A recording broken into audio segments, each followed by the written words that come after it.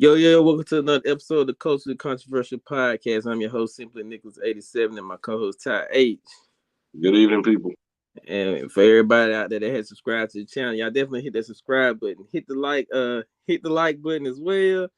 Hit the notification bell to let you know that we're getting ready to go live. Also, share this content, man. We're trying to get it out to everybody in this mainstream media. So y'all definitely give it a check out. Tonight we got a special episode. Two special coaches. Went to school with one of them and another one I had a pleasure of meeting over the years. Who's a good person. He's been on the show a couple of times as well. And I just want to say I appreciate both gentlemen for coming up here. I got the coach from assistant coach for 71st High School, which is in Fayetteville, North Carolina, and I got Anson Senior High School coach Ralph Jackson as well backstage. And I'm going to bring these gentlemen up right now. What's going on, gentlemen? What's going on? How you doing? I'm all right. Doing great. Doing great. Good. I appreciate y'all for coming up here. I know y'all got a busy week, man. Playoffs, tuning up, first round, and everything. So how's it feel, man, for both of you guys? How getting in the playoffs, you know? Well, the pressure is on. I can tell you that. It's win or go home. So, we just trying to survive in advance. Right. We're just trying to survive. I mean, we want to advance as well. Our guys, as we said earlier, we haven't been here in a while, so this is a nuance for us right now. Okay. Yeah. Both of you entering on from two different perspectives as well. Where you got one team who had to scratch and claw win its last game just to get in. You got another team that I believe had undefeated regular season, if I'm not mistaken. Yeah. So they're kind of two ends. Like you mentioned, Harris, about the pressure part. When you go undefeated, there's not only is there pressure to win your first round game, there's pressure to win the state championship. From an Anson perspective, I don't want to say nothing to lose, but you kind of could go on that us against the world mentality because with things down there, the newspaper don't cover half the people don't even know that we're in the playoffs. So it's almost like you can kind of lay low, whereas with you guys, the spotlight is completely on you. I want Ralph to elaborate on where he's coming from Anson's perspective, and then Harris, after that, I want you to elaborate on the opposite end of that spectrum from 71st perspective.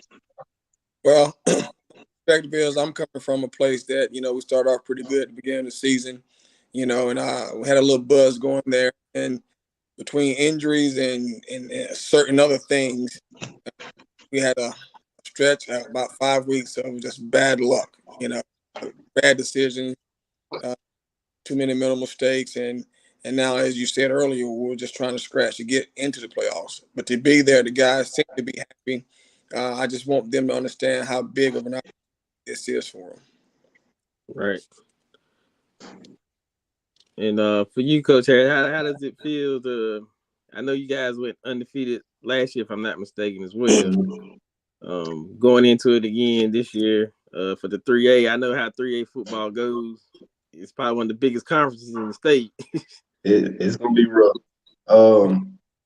I mean, we coming in, like I said, the pressure is all on us. Whenever you go undefeated, everybody expects you to win the state championship. The worst feeling in the world is going 12-1. So when you end the season with that one loss, that means that was the loss that you should have got in the beginning of the year. You could have learned from, Right. but you made it all the way, and then your mistakes didn't catch up with you to the end. So we battling the stuff we see on film. Not trying to let anybody down. We play for each other. Well, our guys play for each other.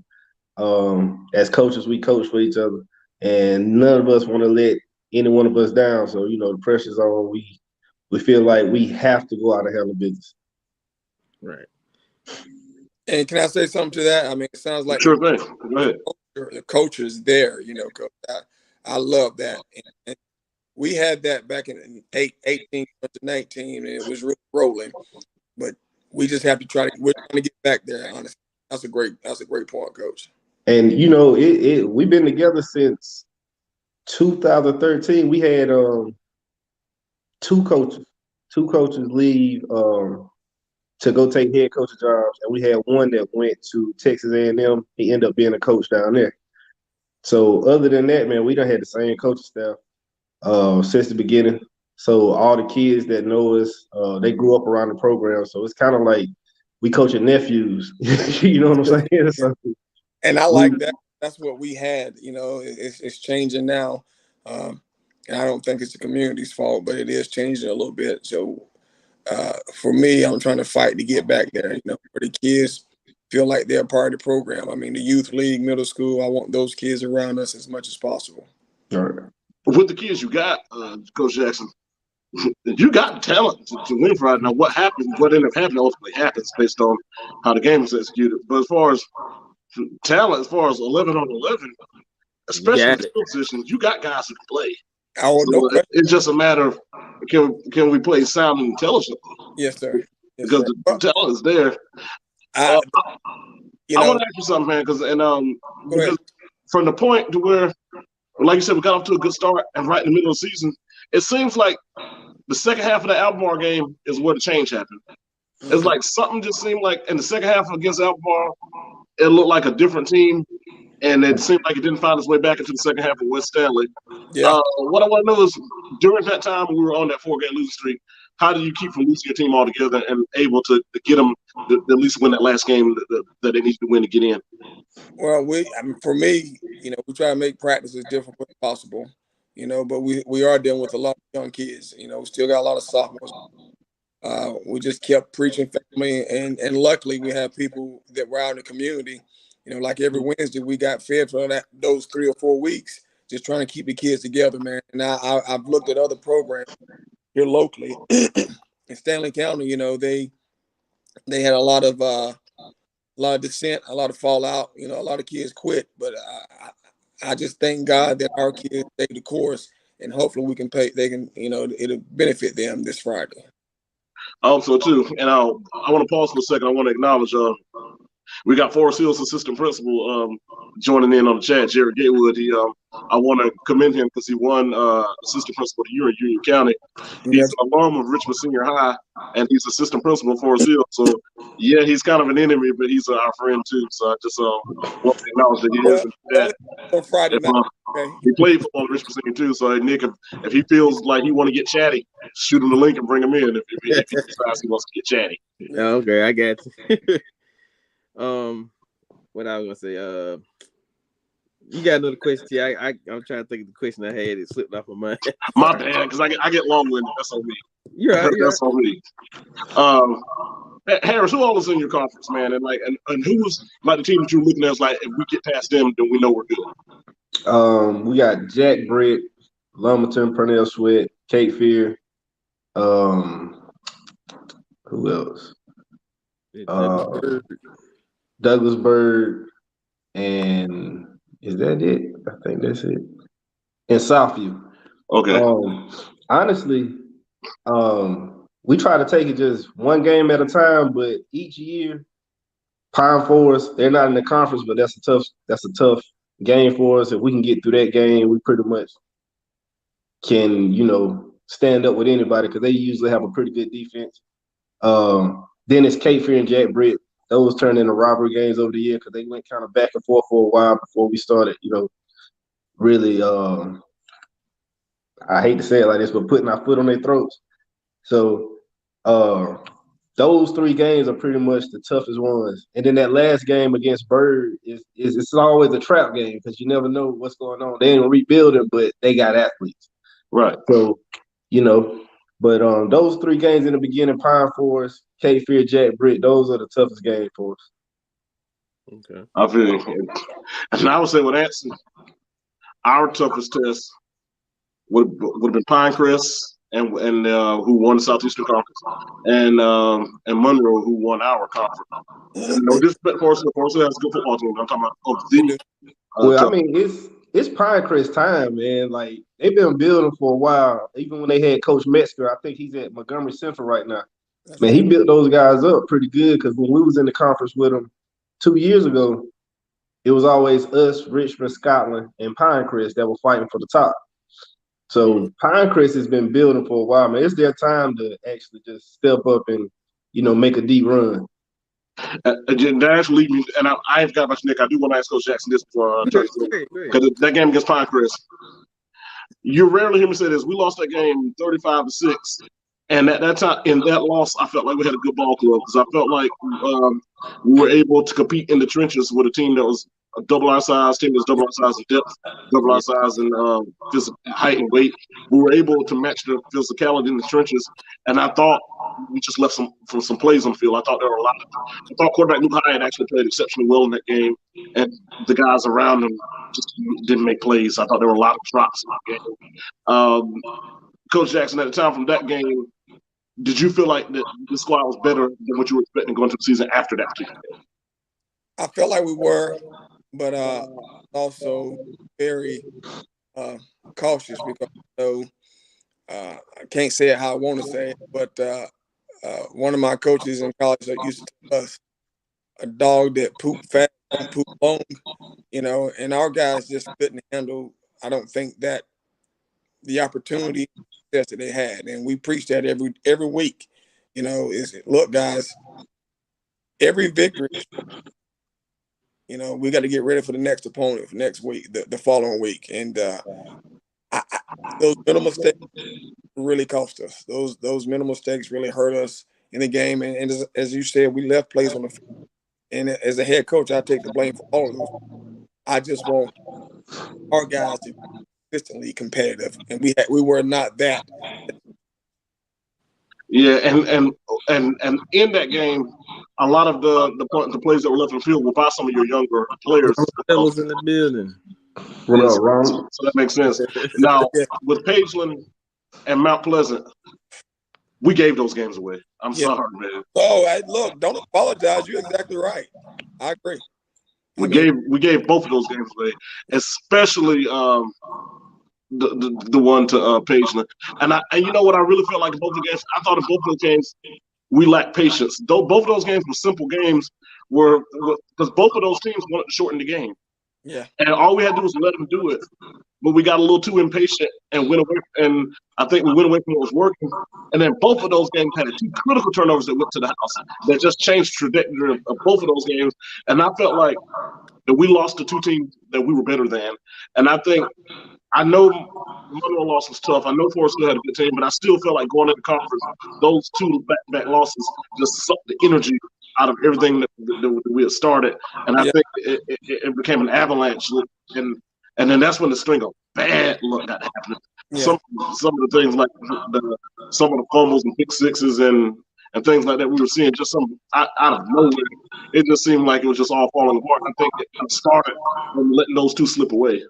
Yeah, I agree, but sometimes that bus against. Hey, but at least you held it together. Though you held it together. Yeah, we're 0-0 now. My bad. Absolutely. And for the team, I give those guys credit because they didn't miss practice. They were at practice. It's just that their mindsets were out there. And I'm seen as the bad guy. I'm yelling, fussing, and time trying to keep them motivated, and I'm also honest with them. I own my mistakes, and I tell the players I want them to own theirs. I'm going to defend them at all costs. I just want them to understand that their job is way more important than ours because they have to play the game. All we need to do is try to manage the game. Right. I will say this as far as what I've seen this year. We've been to every game. I will say the defense looked pretty great this year. Yeah. Forcing a turnover in every game this year. Sure did. Every game. That was a plus. I see that as a plus. A lot of teams don't even get one turnover game. Y'all were getting like 3 or 4. I know y'all got 3 against Monroe. Yeah. And, if you look at the scoreboard, you wouldn't say, oh, they didn't get 3 turnovers. But that's right. They definitely got 3 turnovers. Yeah. Yeah. Well, the defense has been all-star. Offensively, we're still trying to find our way. I feel like we just hadn't solidified an identity yet, and that just comes from injuries as well. I mean, we had a lot of injuries, and then going back to those minimal mistakes, I mean, we just couldn't find an identity offensively. I agree with that, and I think you got two different quarterbacks who do two different things differently, but the things they do well, they do exceptionally well. It's just that the things they do are entirely differently, and it's almost like whatever offense you're going to run kind of has to cater to each of them skill set. Like if you, and this is not me putting one over the other, I'm just drawing a comparison. Like when you look at when Hyatt was at the helm, I thought when Hyatt was in rhythm, he actually was solid throwing football. He had good touch on the ball. He was very accurate in red zone passes and all that. And I thought you were able to throw the ball. The only thing about it, when you wanted to run the QB run element, was taken away when he was out there. Then when you switched to Hickson, Hickson's an excellent athlete and is a great downhill runner, but you could tell he was rusty throwing the ball early on when he first got in there. And then I will say, second half against Parkwood and second half against West Stanley, he seemed like he was starting to get settled in. Do you think he's now finding his rhythm? It just took him a few games to get settled in as a dual threat. I do think he found his rhythm. Honestly, I thought he threw the ball really well those last two games, to be honest. And it took him a while to get his feet up on it. I just hope he goes up and play hard Friday night, because if he plays hard and we have Tony and the Jazeer kid, the Griffin kid, I mean, those guys are low to try to tackle all night. I think we get a chance to win that game if they do what they're supposed to do. Yeah, and if we hold on to the ball, we can play with anybody. Yeah, I agree. And let's say post matchups for this weekend. You guys go to, is it East Surrey? East Surrey, yes sir. East Surrey, yeah. And 71st go. Well, y'all home. Y'all have South Johnson, I think. Right. Okay. I was looking at the brackets. I know as far as the 3A, I was looking at how if everything plays out, y'all could have a possible rematch from third round of last year. Yeah, next week. Next week. A possible rematch with J.H. Rose.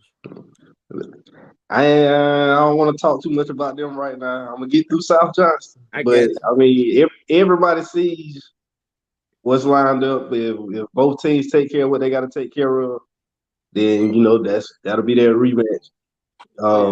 I can't say I don't want it. Or something? Huh? Was that like a championship game or a regional game? It would have sent us to the regional. Okay. And they came down there and they got us, but I can't say I don't want to play them, but I'm gonna get through South Johnson first. Right. And I mean, who knows? Cape Fear is not a tough out. I mean, they're not an easy out. So yeah, who knows if Rose will be able to take them out? That's true.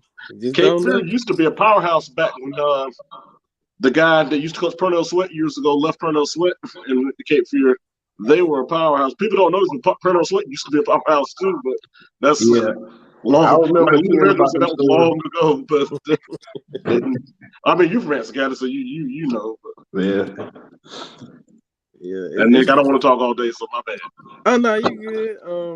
I was gonna ask. We already pretty much talked about that, but what is the atmosphere like this week as far as going into practice for both of you guys? Like, how are the players feeling? What is the morale at practice? What is the spirit, should I say?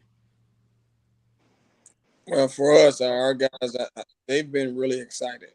I really think we've had the best 3 practice focus and execution since the beginning of the season.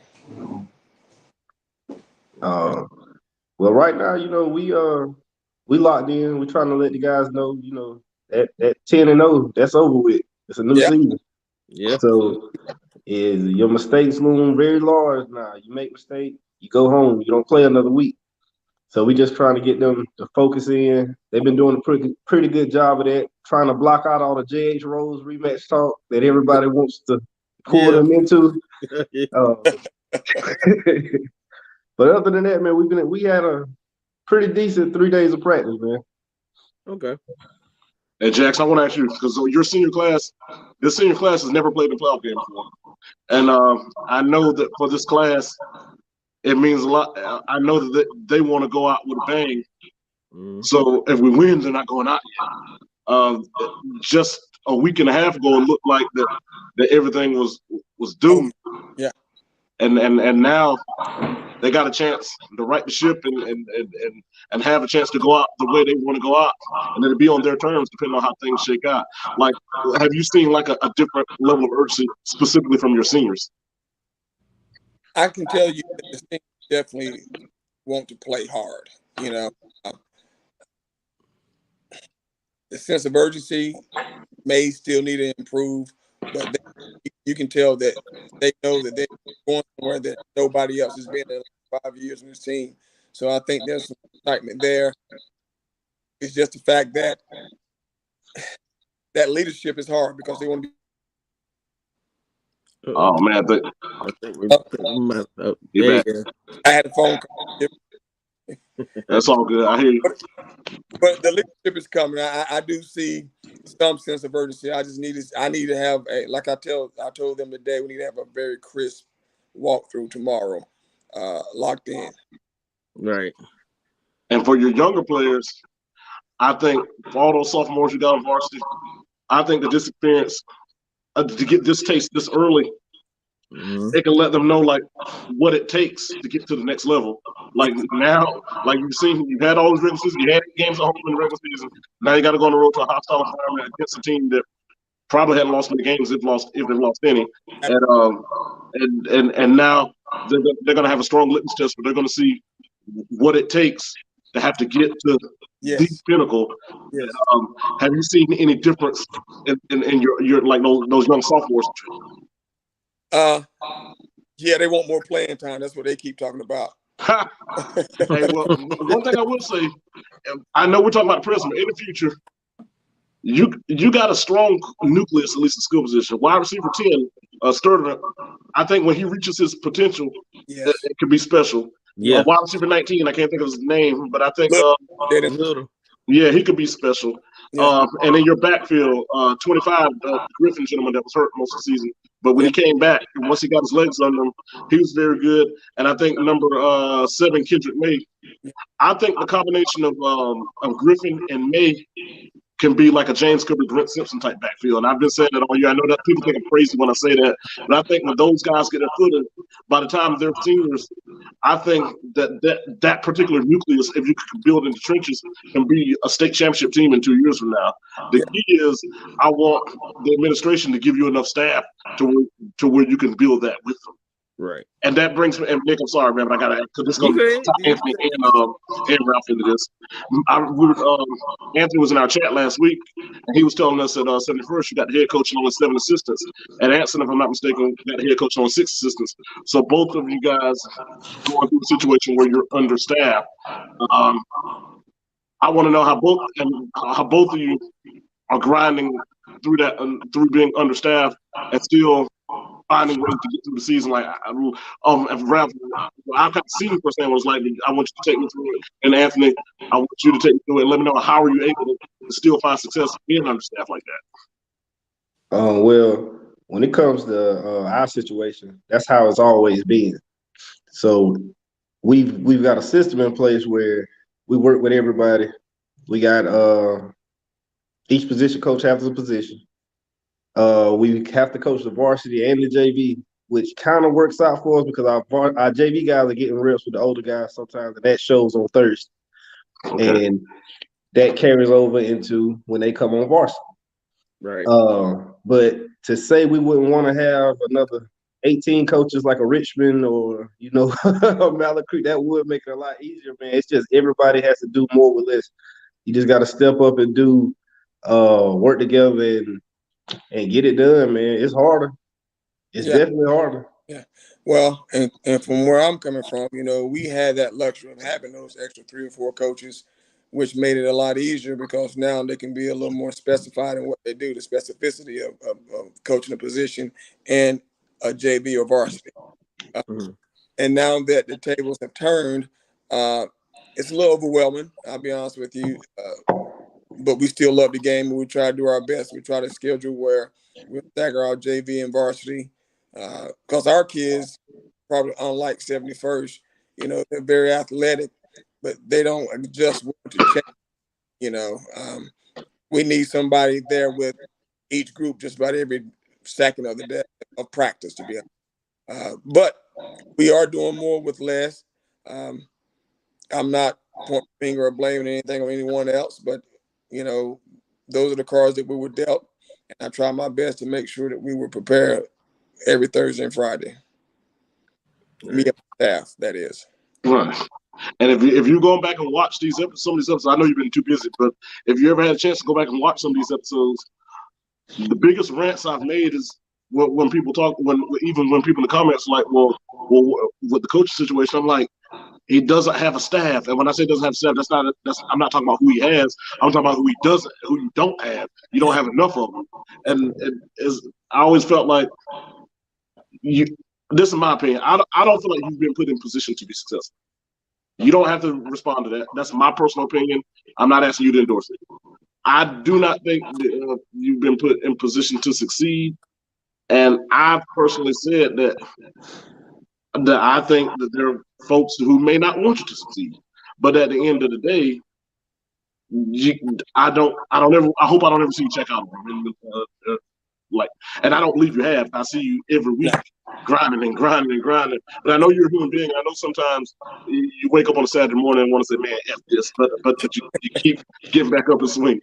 Yeah. Well, I will say this, because I talk to Coach Jackson a lot. Me and him, we chat back and forth, and I'm invested in answering because I love that program. It did a lot for me.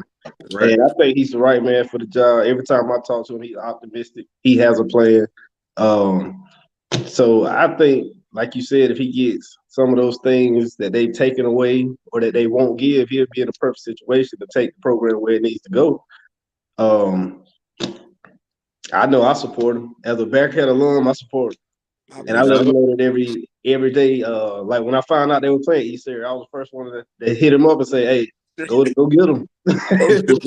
New day is what you said. Let's go, Coach. Yeah.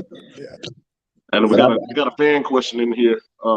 Nick, you might read that for me because I ain't got my contacts like Coach Jackson, what do you think you need from the community or the school the most?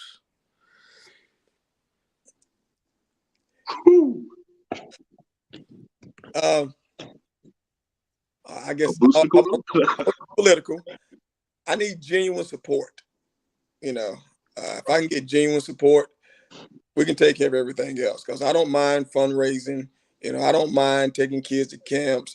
I don't mind getting up at 5 a.m, open the weight room for these kids, and which heck it helps me out as well because it gives me something to do. But I just need genuine support and the trust to know that no matter what, whether I agree with Jackson or not, he is trying to do what's best for my child or the rest of these kids in the community. Right. And I wanted to ask both of y'all this because I've seen it from both of y'all, from both perspectives, as coaches dealing with young men, and I'll say it as this young, either black or white men. Yeah. I've seen y'all do a lot of change to people that, especially you, Coach Jackson, you yourself, Anthony. I've seen these guys go to bigger places and do good things for themselves after the program. How does that make y'all feel as coaches that you can say that these former players have succeeded outside of their former alum or whatever? You want to go first? I can. For me, when they graduate, that's the highest pinnacle they can. As long as we graduating kids out of the program, I don't care about all the rest of the stuff. Now, if they go on and they play at the D1 schools or the D2 schools, D3 schools, I don't care where they play at, that's just icing on the cake. If we can get those guys to graduate, if they leave the program better than what they were, I'm happy. Right. Yeah, I love that because that's my thing. To be honest, I tell my kids all the time at North Stanley and here, the most important thing you can get from football is a degree. And what we're trying to give these kids is discipline. We're trying to give them some structure, trying to give them focus. Because a lot of kids that we've dealt with, they may not have that on a daily basis. So we get them through high school. If they don't go to college, I want them to be the best employees that they can be. And I hope this kid doesn't mind me dropping his name, like Zaquavian Pickett. He went to St. Andrews to play. And and I don't know if y'all told you this guys this story, but it's true. He calls me one night. He wanted to leave St. Andrews, and he ended up going to Fayetteville State. While he was at Fayetteville State, and he got there, Coach, I'm not just really feeling football anymore. He said, would you be upset with me if I don't play football? I said, son, football was just a catalyst to get you there. That degree was going to sustain you for the rest of your life. Because I want our relationship to be for the next 40 or 50 years, or however long the good Lord leaves us on this earth. So we can see that he's a man. I helped him become a man, and I want to make sure that he keeps growing as a man. Right now, he's one of the he just got a good job, a really good job in Indian Trail at Walmart as one of the managers or supervisors of one of the shifts, and he's like 23 years old. Yeah, I saw Yeah, I saw when he got promoted like to a high level Yes. position. I saw it on Facebook. Yeah. Yes, so like Coach said, that's what makes me happy. Everybody thinks the kids and some of the people, the community is football. No, football teaches you the discipline, the structure, and how to work with people. But football is not the be all end all of every. Right. I just want to be a part of it, and I don't want football to be the high point of his life. I want him to go out and get married, kids, buy a home, and become a business owner. That's what success looks like, because we know we had a part in that. Right. Reason, but we had a part in that, because those kids, they still call us to this day. I know Coach Harris' kids call him. All these kids, they call me asking me my advice, and just like Timmy Horn, when he married. Yeah. Well, Timmy called me and I said, Coach, I'm thinking about asking my girlfriend to marry me. I said, dude, he had me and my wife here crying because, to me that was just touching. For someone to think that much of me, to call and see what my opinion on that was. Yeah, that's that familial relationship. Yeah. Anthony, I want to. We share like a mutual person that we kind of looked up to or close to that pushed making sure you get as educated as you could be. I'm talking about the late Mr. Richard Lewis Spencer, a man that I thought the world of, a man that I consider myself close to, if I'm not mistaken. I believe you and him were relatively close as well. Right. He was a man who pushed the message of pride in oneself. He pushed the message of educating oneself. And I'm gonna be frank, he also, all four of us are black men, and I think a lot of you are probably dealing with a lot of underprivileged black children on a daily basis. He also pushed the pride and the education and the excellence of the black man as well. And what I want to know, since you had that closeness with him like I did, what lessons from Mr. Spencer, Mr. Spencer, whatever you want to call him, what lessons from him that you learn, and like messages for him you take that translate to your coaching now? Our relationship, he always kept me on my toes. It's like, sometimes I can get a little crazy on Facebook. I'll send something out there into the Facebook universe. He'll send me a message and it'll turn into a lecture. So I was like, all right, let me calm down, let me chill out. And then, sometimes he'll get on my post and he'll challenge me. And, we'll go back and forth. And he just kept me on my toes, man. I try to do that with my players. Like, I try to, even if it's not about football, if they say something off the wall, I'm going to challenge them to see why they think that way. Right. Try to change the way they think. And that's what he did to me all the way up until he passed away. I think we have a chat maybe a week or two before he passed away. And we was talking about his son being a soccer coach. Yeah, Richard. Richard. And it was just little stuff like that, man. He always he kept me on my toes, man. I try to do that for all the other young black men around me. Like, I'm always gonna challenge what you got to say. Yeah. It may be aggravating, because I'm gonna tell you, I told him one time, I said, man, you can't keep aggravating me about the stuff I put on Facebook. And he let me have it. But he got me one time. It was, I'm not even gonna say what the situation was. It was something controversial that happened in society one time, and and my view on it, even though he and I had the same overall view, my view to the response to it was different from his view, and he gave me a lecture right there on my comment. But it didn't even upset me, because I knew that was him, And one thing about it, whatever he did like that, he did it out of love because he wanted to enhance your critical thinking, and he wanted you to critically think. And I feel like some of that stuff could even translate to guys in the field, because I think when it comes to mistakes and being disciplined, a lot of that comes to critical thinking. Like, for example, am I going to push this guy back and get this unsportsmanlike conduct? And that's going to segue me into that. I'm not going to call anybody's name. I'm just going to give scenarios. Yes, sir. Against Parkwood, late in the game, we're trying to come back. 1 yard. There was a late in the game. We're right there near the goal line. We get called for unsportsmanlike conduct. Since I remember you said Parkwood the year before had a guy who was agitating one of our guys. That may have been the same type of situation, but at that time, to get that penalty right then, when you're trying to come back in the game, was rough. And then there was one last week. I don't know what happened. All I saw was West Ham was getting ready to punt the ball, and then I saw a flag come out for unsportsmanlike, and there was a first down. Fortunately, we forced a fumble later on in the possession. I don't know what happened there. Can you take me through that? Yeah, I can. The guy had just got hurt on our sideline, West Stanley's player, and they were trying to get him up off the ground or whatever and get him to the sideline. Now, the officials always say that, you don't say anything derogatory to another player on another team. Right. One of our guys was clearly talking to his teammate, had his back turned, and he said, get him on the stretcher and get him out of here, something to that effect. And I don't think the officials heard him, but I think the coaches from West Stanley heard it, and they made a little rant about it, and they threw the flag late. And all I heard from the sideline was Contavious Little saying, "Hey, don't say nothing. Just get quiet. Don't say nothing." And when he said they don't say nothing the third time, they threw the flag. He thought it was on him. It wasn't on him. It was on the other kid who was a senior. And like I told that kid, they're trying to take our edge away.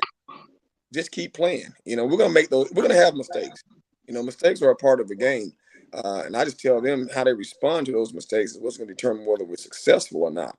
So that call there, I don't agree with it. I don't agree with what he said either, but he wasn't talking directly to the player or his coach. Yeah, I think it was a BS penalty. And I don't know which official called it, but I know two of those officials are from Anson County, which makes it even more disappointing. And one of them is like a close friend of my family, which even makes it even more disappointing. Yeah. But it is what it is. But now the one at Parkwood, you ain't got to call the kid's name. I'm not trying to shut you.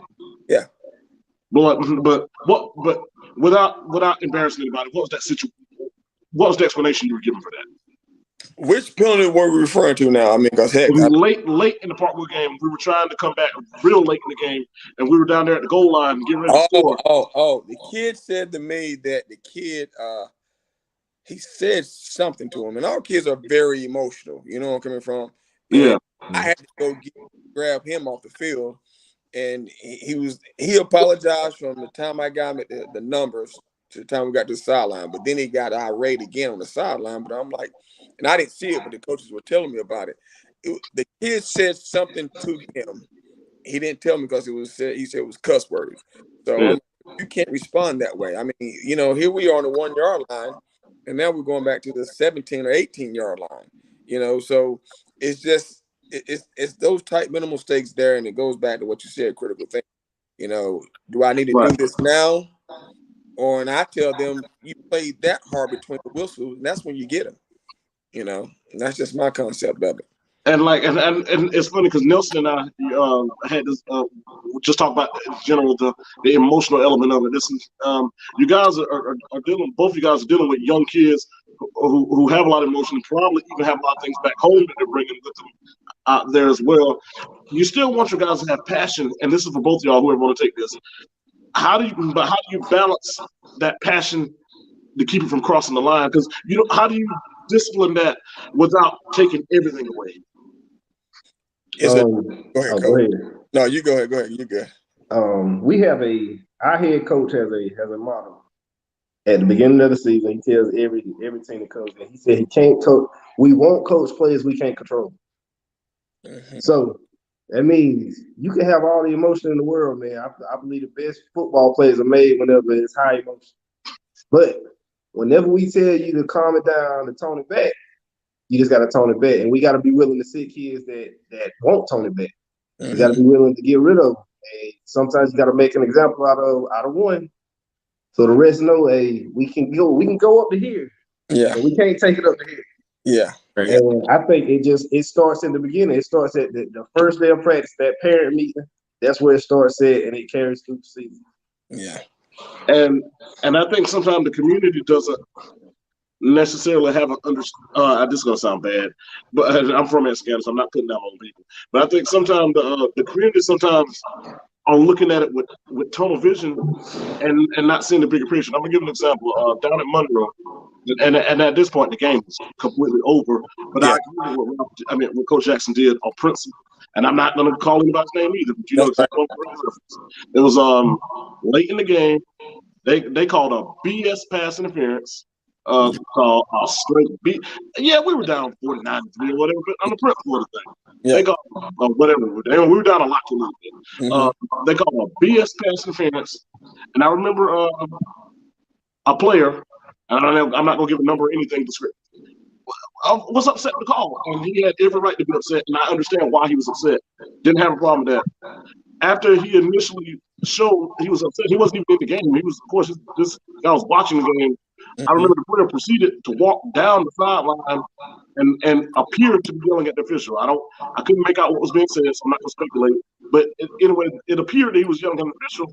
And I remember, Coach Jackson, you originally didn't see it at first, but when your attention got to it, you reasonably told the young man, like, hey, let's tone it down. And the young man's emotions got the best of him. And eventually you sent the young man to the locker room. Yeah. And I remember as the young man was walking to the locker room, everybody in the Anson stands gave the young man a round of applause. The young man. That's accounted for you. And I remember the gentleman that was standing next to me actually said, I'm not even going to say the gentleman is, but the gentleman said, why did you send him to the locker? I said, well, he was going to get us unsportsmanlike conduct. And he kept talking, and that would even make the situation worse. Yeah. And what bothered me about that is the next game, I think we may have, against Forest Hills, that same gentleman who I was talking to in the stands had the audacity to say some of the coaches need to talk to number whatever before he ended up getting us an unnecessary penalty. And I'm thinking, I didn't say nothing to him, but I was thinking just a week ago, yes, you were critical of him throwing a guy at the game for the same exact scenario, but now I don't understand what the people are looking at sometimes. I don't either. And like they say, your biggest critics are your biggest fans. So. But you know what? That makes me think of why he needs more coaches, because it's hard to supervise all those kids during the game. Right. So it's stuff that's gonna happen that he's not gonna be able to see. He's only one man. Right. So if you ain't got 6, 7 coaches on the sidelines, you're gonna miss some stuff. Yeah. Right. You're gonna miss some stuff that's gonna escalate.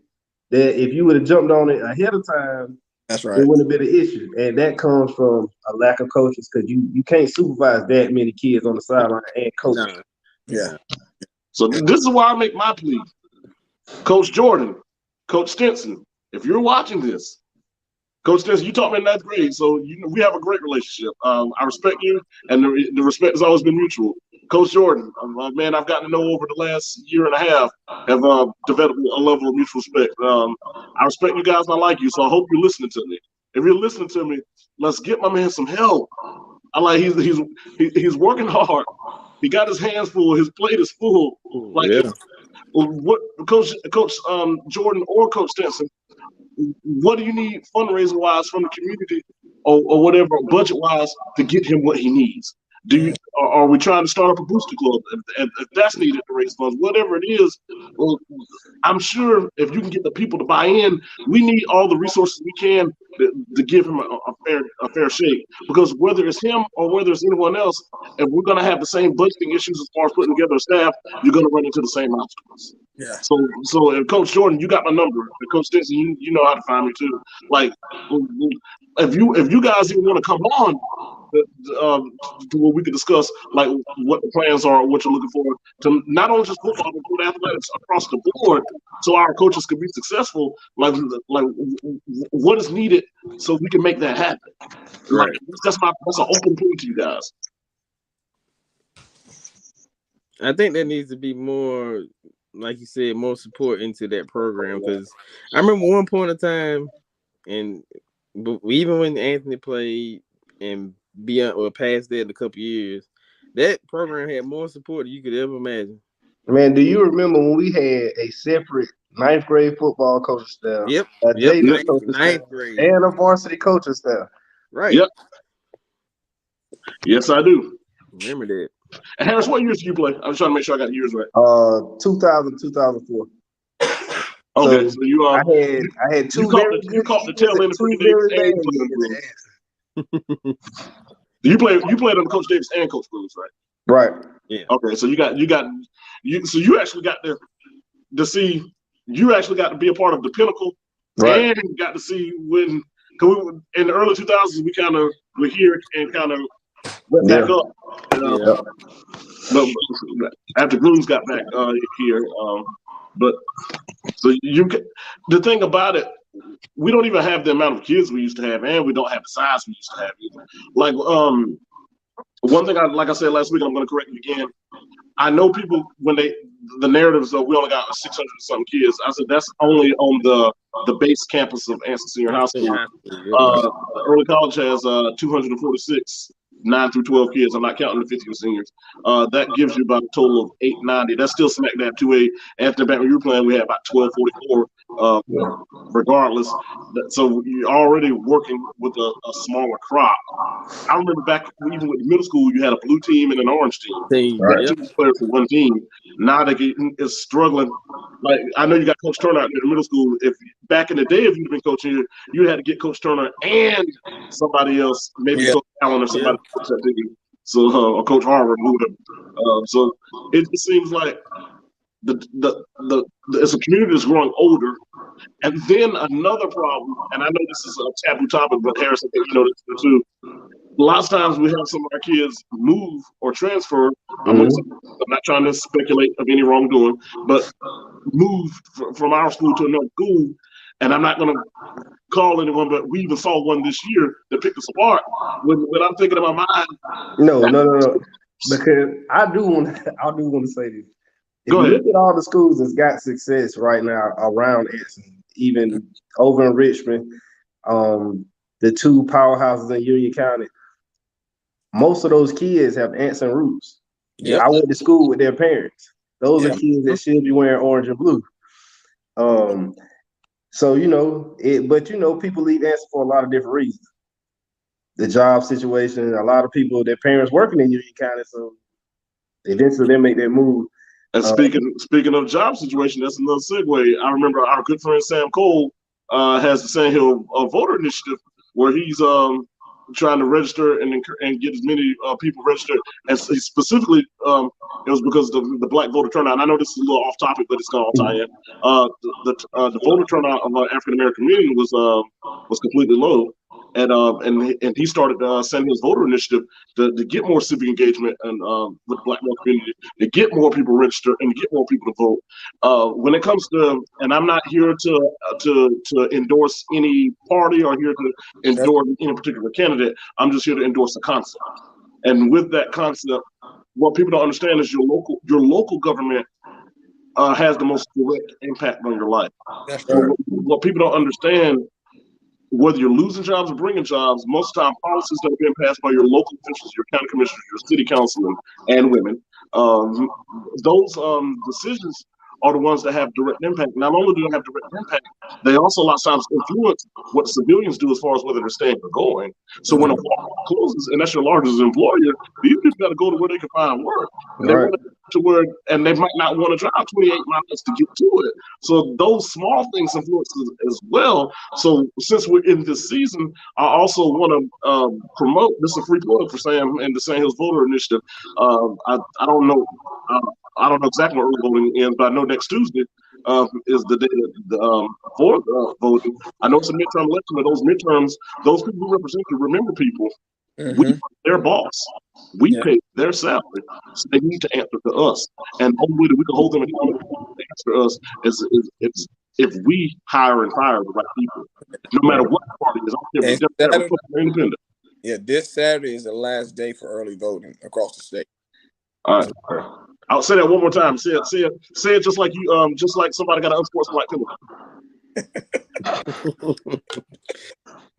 This Saturday is the last day for early voting, so get out and vote. I got a question, Coach Jackson. Do they still give you the buses to like get kids to like summer workouts and? Never had that, no sir.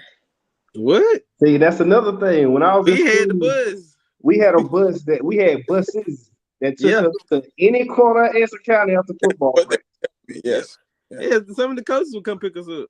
Yeah, well, we do remember that boost station wagon they used to have us load up in. Yep. It's crazy, man. Like, I mean, we'll go pick them up and we'll take them home, but we never had access to a bus to go get kids and bring them to workouts. It's a lot of things, man. Yeah. I feel like this. And whoever's in charge, when you shop at the dollar store, I put it this: if you're gonna get this man's groceries at the dollar store, don't be surprised when you get a dollar store meal. Mm-hmm. Don't you get him a ribeye from Dollar General and then tell him to make it taste like steak 48. Because that's a good steak. They've been shopping at Dollar General, Dollar Tree, Family Dollar, and whatever, Save a Lot, and whatever else, and say, make me a gourmet meal. Yeah.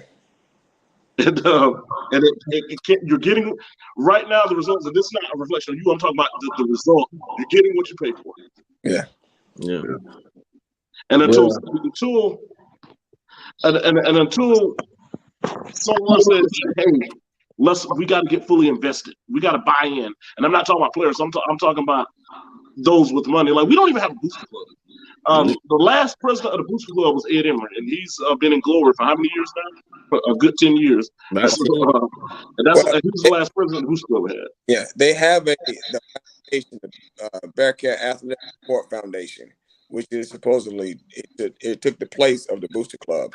Now, I'm not sure who's the president over it, but they do have that support foundation. Okay, and that's fair. I'm not knocking them, but I haven't heard much promotion of them. I haven't seen any presence under the auspices of their name. I'm not saying they're not there, but I haven't seen an outward representation. Yeah. So in that case, yeah, good shot, Jared. In that case, then they need a platform to be seen and heard. Just like with the booster club, they used to have reserve seating. They used to have the membership cards where you paid a certain fee and that got you entry into the games, those type of things.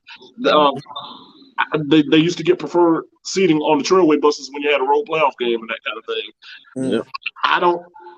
Secondly, and this is my opinion, and I'm not going to be diplomatic with these people. The Anson record, you lied to me on Instagram. And I'm call out Anson Record because I don't like liars, and I don't work for Anson Record, so there's no ramifications for me in this.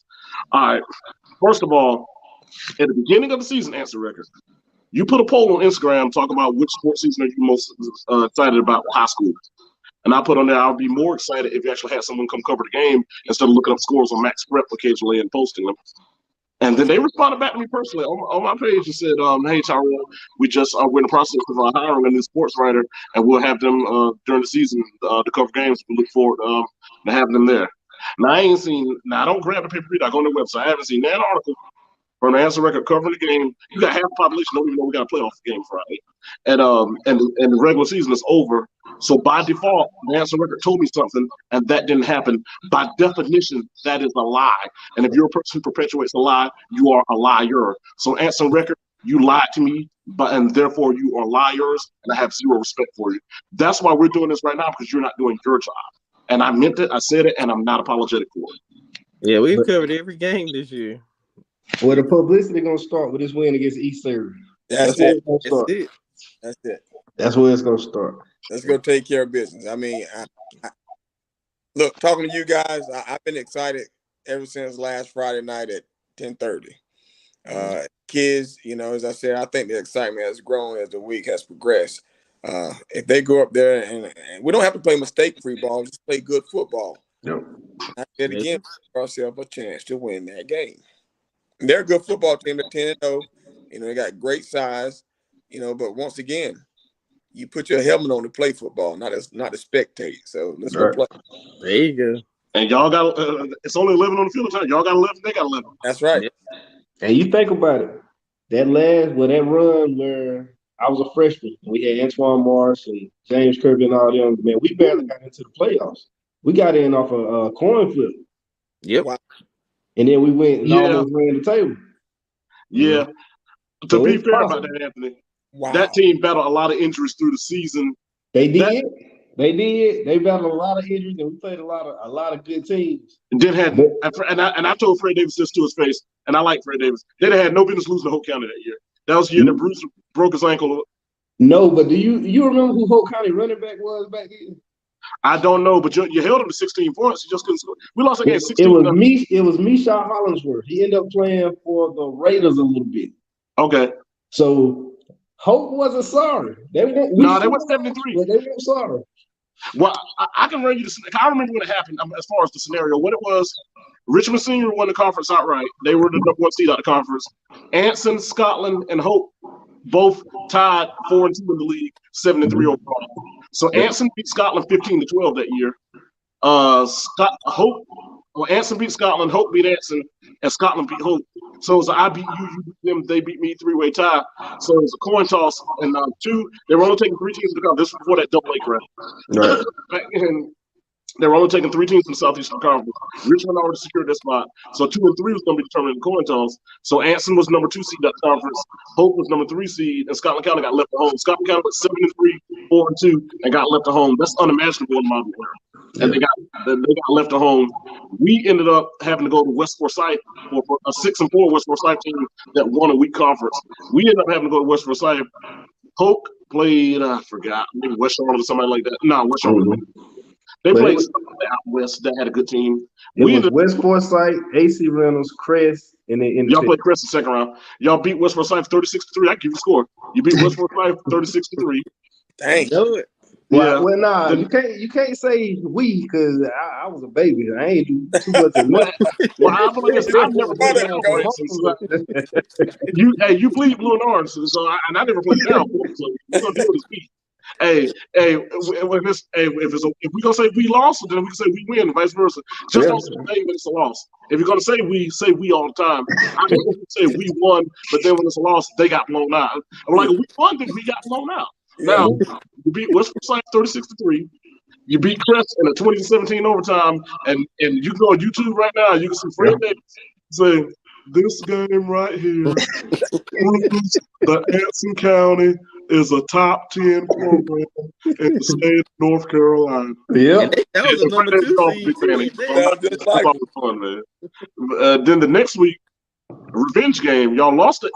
Ooh, we better talk about being a hypocrite. We the year before, AC Reynolds got them. Yeah, lost to AC Reynolds with big game chance Kirby 17-0. Followed up, went up to Asheville and beat AC Reynolds 28-0. Same conditions. And I was like, is this our year? But there was a quarterback who went on to become a national championship most outstanding player down at the University of Florida. Yeah. When the only person who could beat him was God. Hey, we came close. What I will say, in 1999, when he was a freshman, Anson beat them 44-0. Yeah. Up until like 2014, that was the last time the Independents had been shut out until Vance/Chambers shut them out a few years ago. And that was in the Charlotte Reserve. That was the first shutout since 1999 when Anson County beat them. This was Chris Lee was a freshman, and they were coached by Coach Rusty Jester, who went on to coach Piedmont and Lancaster. And they were running like an option. They were trying to run a spread option with Lee, which he wasn't that kind of guy anyway. And then the next year, Knox left West Charlotte. Knox's last game for West Charlotte was a 21-20 loss to Anson County. By Coach Fred Davis.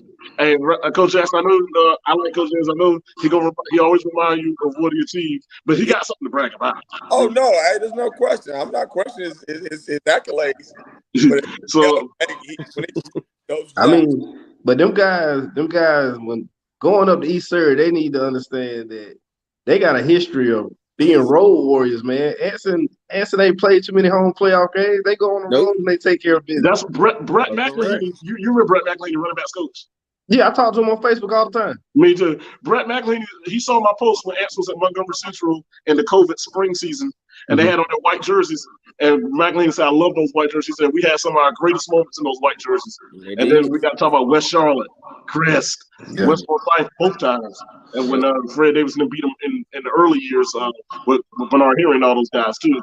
And I always tell people this, and I know, and Coach Jackson, I know this is not your fault because I know you and him are good friends, but to the administration, we have to treat our legends with respect. And this has nothing to do with Ralph. I want to make this is something that I've observed, and this is my opinion. I'm not speaking for Ralph or anybody else. I'm speaking for Tyrell. And I even said this one-on-one in a conversation when Coach Jordan and Coach Davis and I were sitting there talking before the game against Piedmont. And I said, I explained to Coach Jordan, I said, you have to understand what this man comes. I said, you see this stadium that you're sitting in right now? I said, this stadium was built on his back. I said, all these amenities you see right here, these were built on the success of his teams. I said, this man needs to be an ambassador. We need him to be a spokesperson, ambassador for our program. I said, because he reminds us of when he had more resources, I give him credit, and more kids to pick from too. But I'm talking about, I said, what he accomplished at school, I said, we can't just sit there and ignore it and just treat him just like he's an outcast. And sometimes I don't appreciate the lack, not from you, but from other people. I don't like the lack of acknowledgement that's been given to him. And I'll even say, when we were 3-1, he was in the commentary booth in the whole game. Yeah. Been out. Nothing to lose this 3 happened. I know that has nothing to do with it, but I thought that maybe brought good luck too. Yeah. We got a question from Ronald Sells. What would it take to get the kids more serious about weight room and lifting? And Ronald's a lifter himself. That's one. Ronald's a professional lifter. Yeah. Big boy. Yeah. Just getting them there to be honest with you, in which I encourage all my kids to play other sports, play as many sports as they choose to, and that's why I've always opened the weight room in the morning, and since I've been there the last 2 or 3 years, we haven't had anybody come in the mornings anymore. So it's like they lost the luster or the need to get that workout in before they go to baseball or basketball or soccer practice, so just availability in which is there and the opportunity in which I'm offering. That's all it's going to take. That place used to be like heaven, a heaven hot box. Yeah, well, when I first got there, we were packed. First 5 years, those kids were lifting weights every day. But here lately, it hadn't been the same. I put it that way. What I say, your best coaching job, and you're probably gonna be surprised at the year I picked. Your best coaching job to me was 2017, and that was the year you only went 4-7. Now I say that because you started out 0-6, and then you went 4-1 in the league. Yeah. And someone might say, well, the league didn't have Monroe. I understand all that, but at the same time, usually when a team starts 0-6, they say F it, and they mail it in. The fact that your team didn't mail it in and went 4-1 in league play, finished second in conference, and then went to an 8-2 team and lost the game in overtime in a playoff game, I thought, just with the adversity you face, I thought that was your best year as far as you having to roll your sleeves up and keep things on the grind. Yeah. This year, to me, seems like a mixture of 17 and 18, because 18 was the exact opposite, a year where things seemed like the middle of the year things were rolling, and then the team just fell apart. Yeah. And this year, it's like it was partially like that. There's a point to where things were rolling, then things fell apart. And then at the end, it's like everybody held it together, and now we have a chance to right the ship. Now, the thing is, of everything that's gone right or wrong this year, in 2 days, all of that can be erased and made up for. And it's a whole new season. Everybody has it's like a new lease on life, a new opportunity. And something else I'll say is that and to these young men for 71st Hands County, or any young man or any person in general, 2020 should have taught everyone to not assume that you got next year to fix it. That's right. Don't assume whatever you left undone or whatever you left unaccomplished that you could have done then. Don't say, I'm not worried about it. But it don't work out this year, it'll work out next year. Look at the seniors that probably felt like they had from the after. I'm not getting into what happened in 2019, but nevertheless, at the end of 2019, there was something that was left on the table that we didn't get a chance to accomplish. Yeah. And I'm sure I want to get into the 2019. sentiment was like, we got next year. The next year, we'll run it back. We got a good chunk coming back. We're going to run it back, and we'll handle business next year. And then, dang on it, you play 5 games in the spring of the next year, and then see you. Well, and, we don't have 17 of those kids either. Yeah, so the point I'm making is, if you have an opportunity, if you want to, just for anything you're trying to accomplish in life, if you want to know when the perfect timing is, the perfect time is always now. You're right. Now, in 2019, that was the year when all that stuff happened. Right? No, I want to say this because I've talked, me and Coach Jackson have talked about this a lot. But I feel like 2019, that's a great talking point as far as what these kids are going to go through right now and going up to East Service. If you remember during that year, before all the mess happened, they took a loss to Richmond. Everybody turned their backs. Yeah. Everybody was like, man, they ain't no good. But they ended up being one of the best teams to come out of Anson in a while. They just didn't get a chance to prove it. Yeah. I feel like that was Anson County state championship team. I do. I told Coach Jackson this, and I believed it. Yeah. I feel like that was a state championship. How about this? Talent-wise, it's hard to argue against that. Like, if we look at what they had, you got with the running attack, you got Jalen Marshall and Daquan Thurman. Yeah, you got that backfield. At quarterback, you got Wesley Lear, who is as proficient of a passer as probably we've had since Mark Hammonds. And you had 2 of the receivers that I want to sell me, but one of them shares his name. I assume that's what OJ stands for. So one of them shares his name. So you got, but let me start with the speedster first. You got Tyreek Harrison, who could blow the top. You don't bring a safety down in the box when Tyreek Harrison is lined up to the outside. Let me tell you, that cornerback from Lee County that's a champion right now. I hope he didn't. If he was sitting anybody that tape, his butt wouldn't even be playing for Florida International.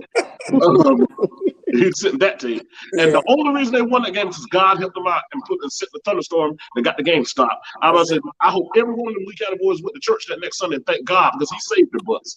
Now, and screw Lee County's coach, you didn't say it, I said it. I'm about to say because they could have gotten through more of that game than they did. But that's neither here nor there. On the defensive side, you had a middle linebacker, Rasheed Burns. If he was 3 inches taller, he'd been playing somewhere else. He was a dog. Tenacity. Bad, man. Got outside linebacker Darren Harrington who could rush the passer. You had everything you needed. And I said this, and I'm trying to be Debbie Downer. The only thing that would have concerned me is untimely penalties, and not only untimely penalties. Sometimes we get hit for BS penalties that I don't even think are penalties. Go back and go look at the tape of Mount Pleasant that same year. And but as far as the talent. And what I liked about after that incident that happened, the very next week they went to Culberson and won 42-13. That's what I'm saying, man. That was a special group. Yeah. And sometimes we look at teams lose to certain teams and we be like, man, they ain't no good. Man, do you realize how loaded Richmond was that year? Caleb Hood, loaded. Yeah. Man, we were against some guys and we didn't fare too much better. Yeah, they had a squad. Well, when I evaluate, I always look at things week to week because I done seen some weird stuff happen. If you're familiar with the Concord Spiders back when Coach E.C. Smith was there, you know I lost to him twice, right? 3 times, right? and Answers lost to him a bunch of times in 2008. But the point I'm making. Sometimes you look at their schedule and you're like, okay, they got whooped by Northwest Cabarrus and they got whooped by J.M. Robinson. Okay, they ain't got nothing this year. And then we might go into that game 7-1, and they might be 4-5. It's like, okay, this is easy. And next thing you know, they beat us by 2 touchdowns. You're like, where'd that come from? That's a trap. That's why you have to take every game seriously. Yeah. And sometimes it's about matchups too. I always thought that the Anson Concord matchup, those lanky basketball players they had, we just didn't necessarily match up well with those lanky guys they had. Whereas the Kannapolis team, which was typically better, we were going to Kannapolis with no problem. And Kannapolis had the better team, but I always thought I always thought it was the matchup. There are certain teams that you like. Ralph, since you've been here, I've always felt like that we don't match up well against wing T teams. And people might say why, and I say because against wing T teams you have to be patient. And I feel like that sometimes we're not patient. And what those wing T teams do, they just keep running fullback down, and watch them and watch Anson self-destruct. And Richmond should have lost that. They should have lost that state championship game against Brick. Yes, they should. Tadarius Wiley was special, man. Though. Yeah. And you know what's so crazy about that, Anthony? That year, the Richmond Senior won the 2008 4AA state championship, and they only beat Anson 21-14 that year. Yep. I was at the game. It was on a Thursday because there was a hurricane that came through. This is back when Jordan Hildreth, Dante Hudson, Patrick the Pac-Man Pope, Doug Lilly, Stephon Anthony, and all of them were playing. This was Coach Tim McMahon had the team. That game went down to the final drive. We had the ball with a chance to tie the game up, and we just stalled out on the fourth down and lost that game 21-14. And you want to know what's so crazy? That year, I think because they was doing the big 4A, little 4A, I think all four of the teams that played in the 4A games came out the same conference. Wow. Yeah, because Richmond and Britt, and then Bird the 71st, Yep. right? Mm-hmm. And like Jared made a point, like when he said on here, where he said Richmond County lost the state championship game. The year they won the state championship, they lost at home to Pinecrest and went to Bird and lost 42-7. And I think they had a tie with New Bern at the beginning of the season, and they lost to Dudley. And Dudley was just to let you know, I don't care how many A's are beside your name. If you don't play South football, you be beat. Dudley was a 3A team at the time, and Dudley beat them 19-14 that year as well. I don't subscribe to A's because the reason I say that is because Piedmont's a 4A school. We beat them 26-6, and I don't think they beat anybody this year. But still, it doesn't matter. We took care of our business. So I mean, want to make look it. at Charlotte Catholic. Yeah. They've been dominant on every level in North Carolina. They got 3A and 4A Won the state 4A. championship. They sure do. Yep. Because, and I tell people this: a face mask is still 15 yards no matter how many A's you have. A holding is still 10 yards no matter how many A's you have. An offside is still 5 yards no matter how many A's are beside your name. A delay of game, and speaking of that, come on, man. A delay of game is still 5 yards. No matter. So my point is, and I'm just being a little facetious, but my point is, if you're not doing the things necessary or conducting the winning, it doesn't matter the size of your school or the number of guys you got. If you do things to self-destruct, then the results are going to be the same. Yeah. And a lot of that, I think, the delay of game thing, I think, comes with the understaffed thing as well. Because I think lots of times is trying to supervise and get personnel on and off, and I think that's what causes a lot of that. And I think that's a direct byproduct of being understaffed, those delayed games and trying to avoid those substitution infractions and things like that. Those are the ones that they're like, we just had to lose the timeout because of that. But I get it. I'd rather burn the timeout than lose the yardage. So I mean, you're doing what you got to do. But and that's what I mean when I'm thinking don't self-destruct Friday. If we can, the thing I always tell people this: control what you. This in anything in life, control what you can control. Yeah. As far the thing, and those are the things that we can control. I'm talking about and this. I'm just talking about in general. Those are things that we can control. Protecting the football, we can control that. Getting lined up, getting the right personnel in and out, and all that kind of stuff. Those are things that we can control. The things that we control, take care of that first, and then see what chips fall. Yeah. And I think in this point too, and that's just me and personally, I don't think that team up there that they're going to play hadn't played anybody as physical as them. I don't know who they played, so I can't speak to it. I ain't look at the schedule. They played some okay teams, but the competition is dictated by the region. So true. Just because the teams that they play may have had winning records, but they might be playing the bottom of the barrel in that region. They might be playing in the Yadkin Valley. Come on. Yeah, I went there. Let me tell you, J.M. Robinson and Mount Pleasant, you better be thanking the NCHSAA for putting y'all in the witness protection. So every year y'all get to go 8-2 because you get to play against South Stanley and Chatham Central every week. So I'm about to say you get to run your record up.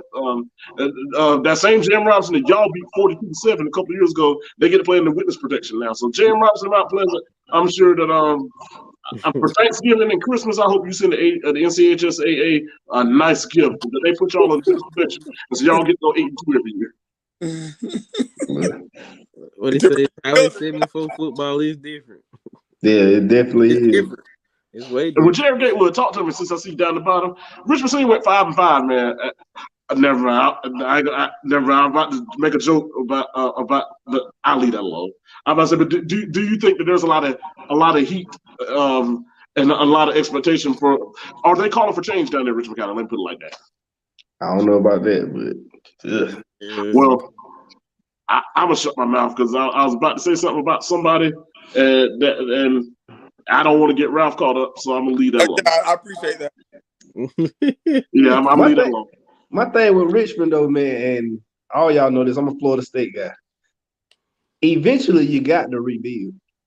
Eventually, it's gonna happen. Richmond been so good for so long. It was time they took a dip. Yeah. Well, first of all, Jim, when DeAndre Francois got hurt against Alabama, that's when everything went south. Yeah. And then Jimbo stole the money from A&M, and that's what he's doing. You know, let me go on this rant. I know this ain't got nothing to do with Anson, but this is my opinion. Jimbo Fisher is a con artist. Kevin Sumlin, every year when he was at A&M, everybody was calling for his head. Yeah. Every year. Now, since Jimbo been there, he's had a top 10 recruiting class every year. This past year had the number 1 recruiting class. The year before had like a top 5 recruiting class. They're preseason ranked number 6. Now they're 3-5. His record through X amount of games, let's see, Sumlin's record was like 40-16 or something at this point. Jimbo's record is 2 games less than that. Jimbo is doing less with more. Jimbo has more talent, all these 5-star recruits got on his team, and they're sitting there at 3-5, but he hasn't done anything on the buyout. So even if he gets fired, he still gets paid. And I'm not hearing that national discussion. I know people down there in College Station. Sorry, audio. That's going to do this for a while. Can you hear me now? I don't know what that is. That's what I guess Jimbo got looking. Let me go out and come back in. Can't hear you good, Coach. Tyrell. I'm going to go out and come back in. Okay. All right. So Jimbo gets lucky this time. Now, you know what's so crazy about the whole Jimbo Fisher thing? You know he won the national championship with FSU in 2013. Yep. Now you do realize that last group of kids, Telvin Smith, Marcus Joyner, all those guys, that was pretty much the last recruiting class that Bobby Bowden had. Mm-hmm. It was. So it's not like Jimbo went out and got them guys. That's right. So whenever they left, you seen what happened. Yes, sir. Yeah. Well, we know what they ranked pretty well. They even ranked this year. Who, Florida State? Yeah. No. We were, but we fell out after we lost. We lost them 3. We lost to Clemson, Wake, and NC State back-to-back week. They were good teams, though. To be honest with you. Say what, Coach? That NC State game was a good game, wasn't it? Yeah, we lost all those games by like 7 points. Yeah. Yep. I thought I was looking at was it yesterday? I think they did the first playoff reveal for the college football. I think Tennessee might run the table this year. Nah, man. Yeah. You think so? Nah. You think? Come on, man. I like the offense, man. Man, listen. When I tell you that Georgia is finna go on a tear, they about to have a streak like Bama did, man. I don't know if they're gonna win it all, but they playing. They going. Yeah. Yeah. That defense still good though. That offense suspect still though. And then Alabama, you know, they still sitting there. They're gonna be spoiled. They'll probably still end up in the national championship. So they got to play LSU this week though. Yeah, they go, man. My guys beat LSU. They did. Fair credit. They did. They beat them. Yeah. And we took the first loss of the year to Georgia this year. So, but we still got back in it. We're like number 8 right now. Georgia tough, man. They are, and which Kirby is doing exactly what Nick did. I mean, he's building it. Yep. I got credit. Because for a while, Georgia would be in the top 10. Mm-hmm. I know those early 2000 years, there was like top 10, and then they'll fall out. But you know, that's when Mark Richt had them.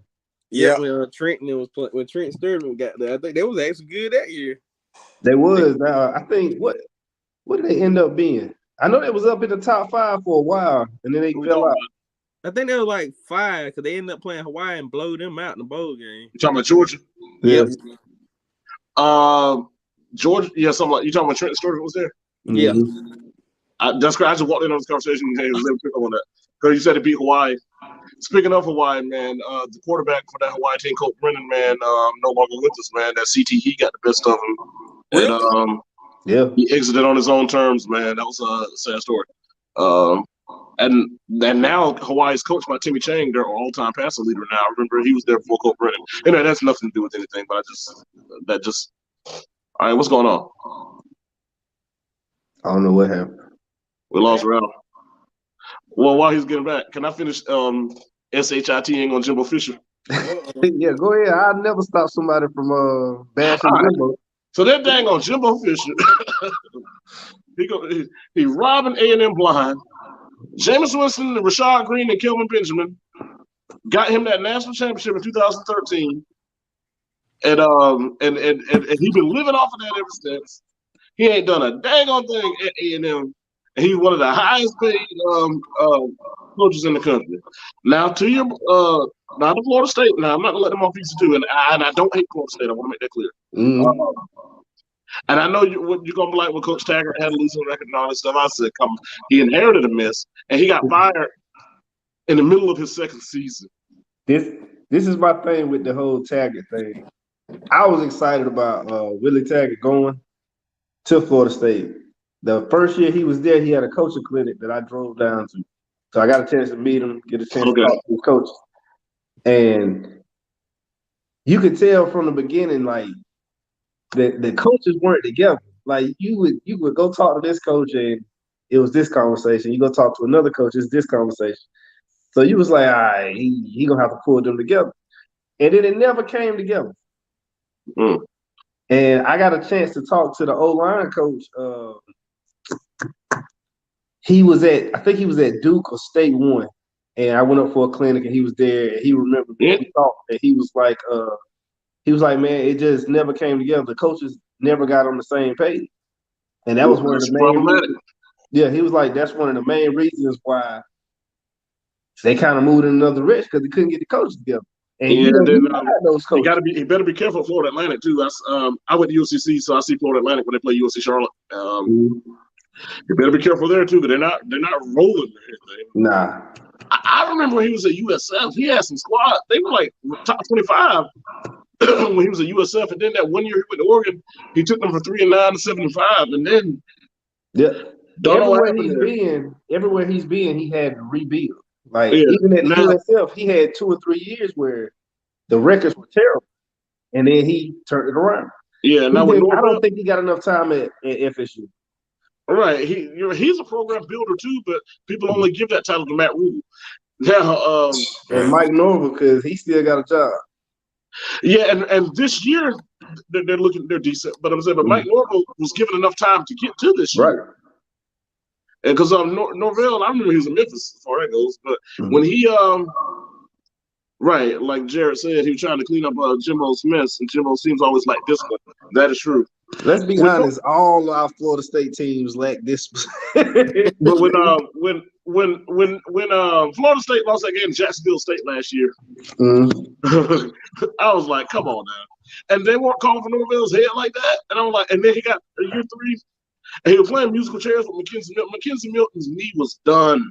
But I think the reason that they won't call him for his head is the same reason you can't get rid of Jimbo Fisher. They were still paying tax. True. So they paying 2 coaches. Yeah. You don't want to send another one home. Now you're paying 3. Once you make better hires, you don't have to do that. Well, I'm pretty sure somebody gonna be available. The athletic director and the president. So who knows? Hey, man, I look forward to seeing y'all at the Tony the Tiger Sun Bowl later on January 1st or whatever. So I just want to see a bowl too. We 5-3, right? 5-3. Well, I don't think you're gonna lose 4 in a row. Oh no, we beat Georgia Tech this past weekend. Yeah, who you got next? We got Miami. You already played Clemson and all the tough teams. We got Miami Saturday. That's the big win. Should be. I'm about to say the same Miami that lost to Middle Tennessee. I watched that game. And then I think we'll get Florida. We're in that little winning streak they got. That's a toss-up at the end of the season. Nah, I'll never get a Gators credit for nothing. They lose come that game. They're not as strong this year, but is Ralph gone? I think he didn't never pop back in. He had The man some. had to I take know care he of had something. some issues with his connection because his screen started jumping. Okay. Yeah, it's all love. Hey, the train gonna keep on rolling. We're gonna find a way to make it work. And I don't know what made me get on Jimbo Fisher. Something that ticked me off, and it took me straight to Jimbo Fisher. I don't respect him. I don't respect him. Even his wife left him. She don't even respect him. Good God. Yeah, that was low. I know. Hey man, that's the story of a lot of coaches. Yeah, well, Sometimes you gotta lose a ring to get a ring. Hey, well, Bob Petrino never got his ring, and he Bob Petrino got caught riding some woman on a motorcycle, and they fined him for that. Like, come on, man. I still think that man was in the mob. I don't care what nobody. Who, Bob Petrino? Yeah. Hey, if you're UNC Charlotte, do you make that hire? He got no leverage. He can't demand nothing. You right. And the other thing about it is not like you could trust him because he might quit in the middle of the season, like he did with the Falcons. He did Western Kentucky like that. He went there 1 year, and then he went back to Louisville. Because after he got fired from Arkansas, he went to Western Kentucky. He was there 1 year.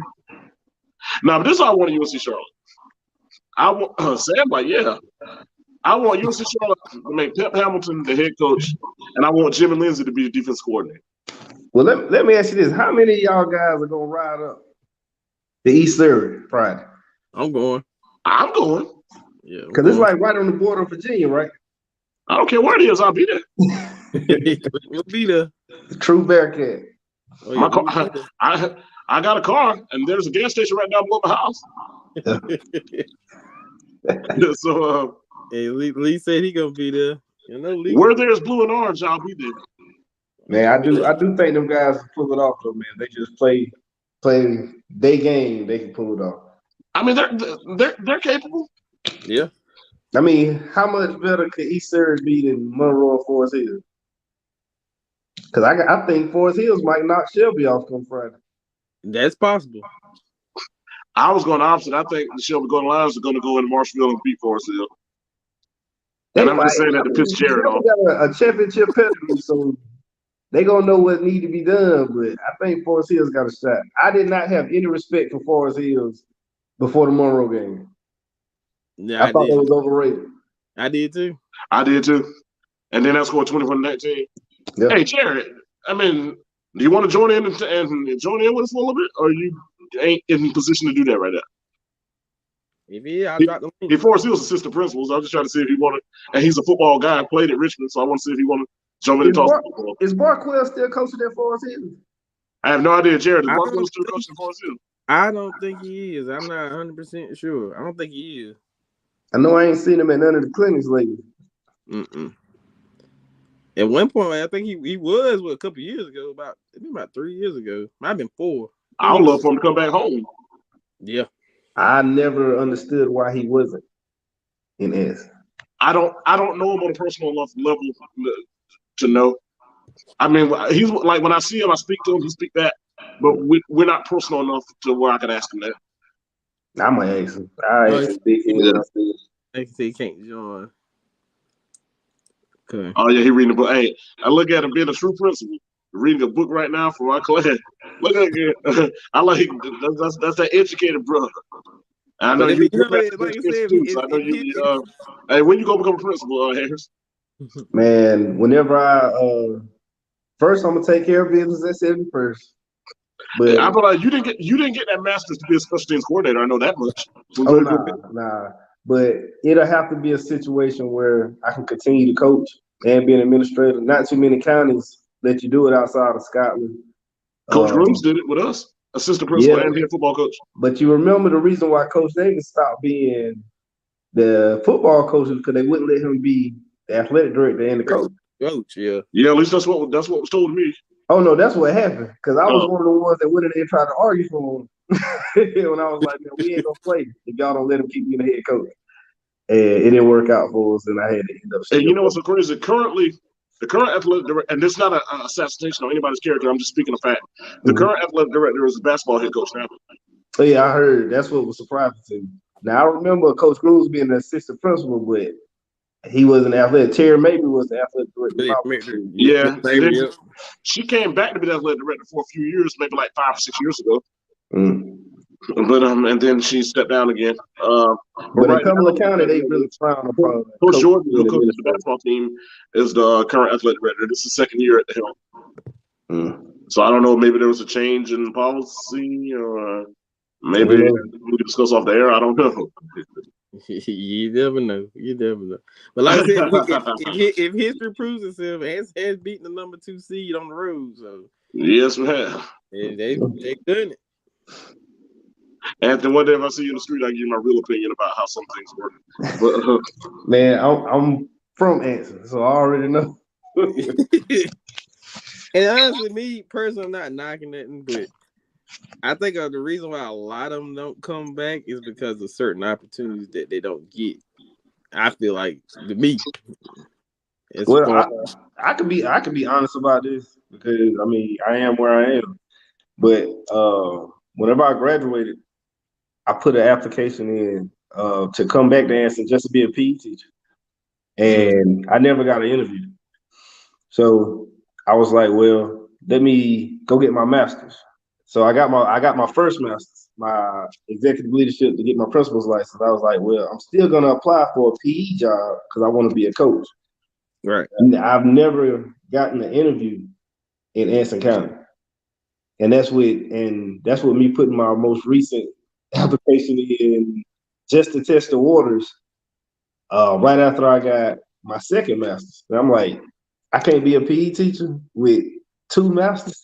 Like, come on, man. So it is what it is. But I feel like I'm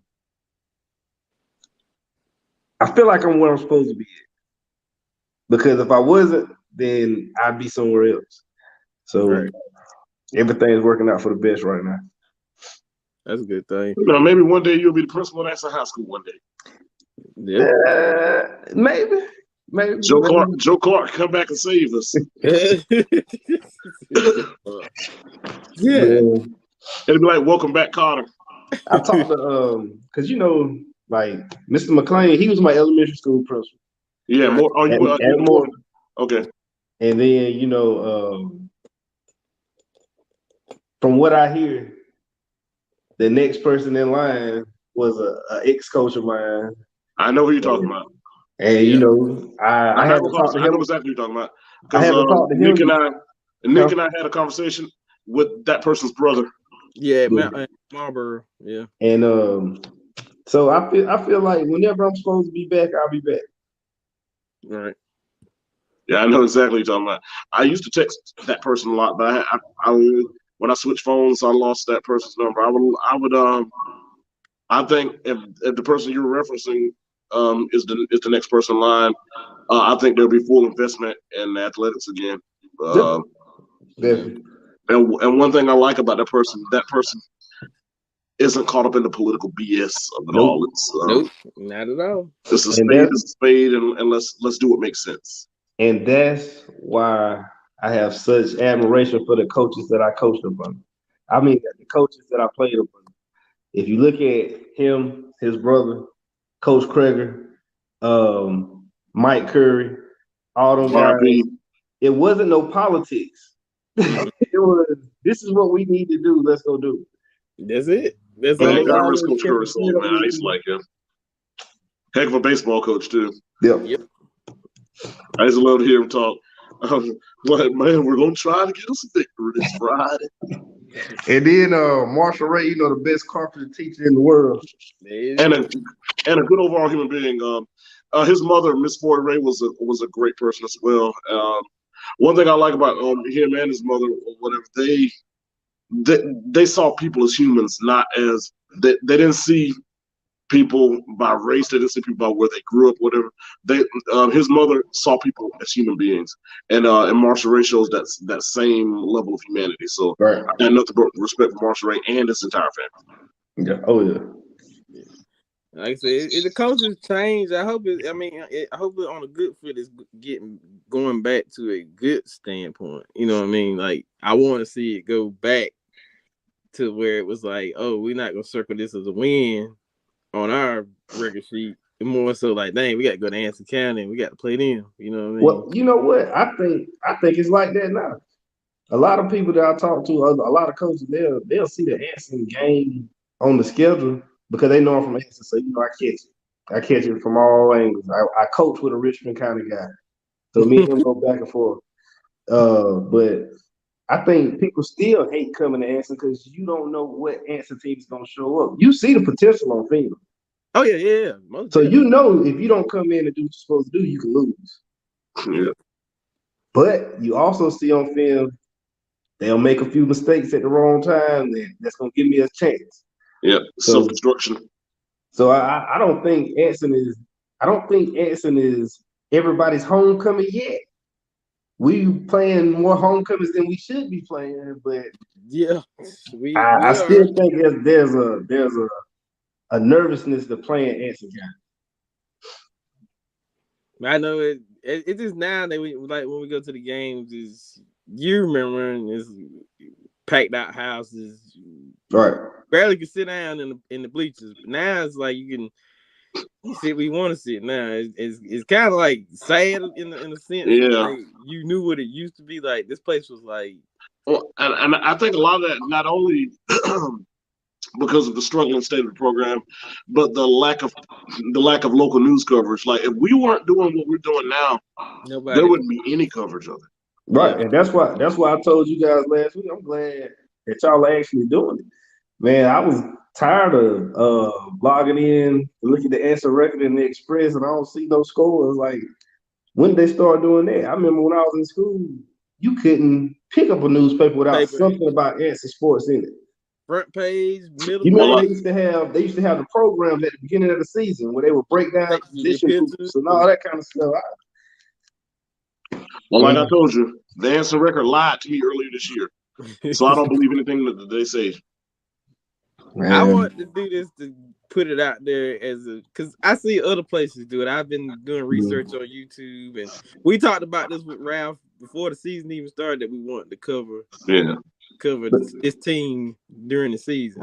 But I mean, the fact of the matter is, winning cures everything. Yeah. You string together some wins. Like if Anson beats Monroe, the rest of the games at home would have been packed. Yeah, for the rest of the season. So I feel like it's the same way everywhere though, because I mean, even at 71st, we got a strong core of fans that you're gonna see every week, no matter what. Right. But you see more heads trickling in after ran off 6 or 7 wins, and everybody talking about a state championship. That's true. Because everybody want to see that team play. Yep. So, and then Harris, I'm gonna tell you something that's bothered me about the fan base. The fan base has gotten so conditioned to seeing to expecting losing, to where it's almost to a point where it's almost like the fan base has gotten to, they've learned to like it. Yeah, and what I mean by that is they've learned to accept it, and it seems like the expectation for it is so rampant to where almost like there's a certain coalition of people who get upset when we win. Oh, it's a weird dynamic. And there are certain people that you see and you're looking at it, it's almost like there's disdain when things are going well, and it's almost like they want it to be a struggle, and I don't get it. And there's certain people who want to create this narrative like it's okay to struggle. And don't get me wrong, I keep seeing this YouTube ad that come up. There's something about Frederick Douglass says, without no progress, without no struggle, there's no progress. But then the lady says, who wants to struggle just for the sake of struggling? It seems like there's a culture and a coalition of people and a culture that's been embedded to where you got people who embrace struggle just for the sake of struggling. And that could stem from the socioeconomic status of a good portion of the people in the area, because the struggle, and we know as far as socioeconomic, it's an area that has challenges. So struggle is embedded in the everyday lives of a good portion of the citizens there. So it almost seems like struggle is a thing that we want because that's all we know. And and it's a strange dynamic to see them because that translates into with the fan base on Friday nights too. I hope what I'm saying doesn't get taken out of context, but I feel like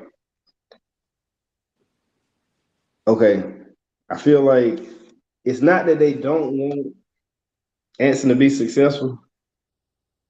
It's who is successful with Anson. If you Right, I got really exactly. I hinted on that when Coach was on here. I said there's a certain coalition of people that sometimes I wonder do they want you to succeed. right, Yep. and I don't know, and I'm not saying it's a black or white thing. I'll never say that. What I'm saying is if you I'm gonna delve into it's certain that. Go ahead, though. people that you just can't remove from the program. Like if you come in to be a coach, it's certain people you're gonna have to deal with because they're untouchable. And I feel this way because they've been around since I was in school. Yeah. And they're not going anywhere. But guess what? When you don't shuffle the deck, you're gonna keep getting the same cards. You're gonna keep getting the same thing over and over. Sometimes you have to replace people not because you don't like them or they're not good at they can't be too good at what they do, but it's just sometimes you just gotta shuffle the deck. Whenever Coach Boones came in, we had that little down period, but guess what? Revamp. Then you brought McMahon in. I felt like McMahon was the best hire that Anson could have ever done. Man, when he left, dang. When he left after 08, that broke my heart.